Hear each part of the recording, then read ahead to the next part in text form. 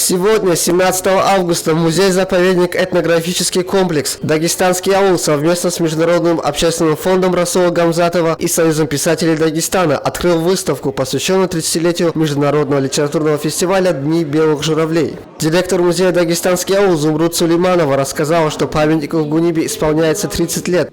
30 лет назад был установлен первый памятник в Дагестане белым журавлям. Инициатором создания этого памятника был всеми нами любимый Расул Гамзатов. Его инициативу поддержало руководство республики и района, и был установлен памятник в Гунибе. Гунибские журавли дали начало замечательной традиции – проведению дней памяти и дней поэзии. На выставке использованы фотоматериалы Гунибского краеведческого музея, филиала Дагестанского государственного объединенного музея и Махачкалинской гимназии номер 35. Здесь представлено множество фотографий памятников белым журавлям, а также фотографии Расула Гамзатова в разные годы его жизни. Зулкарам Дамаданов, Рустам Курбанов, специально для еженедельника «Свободная республика».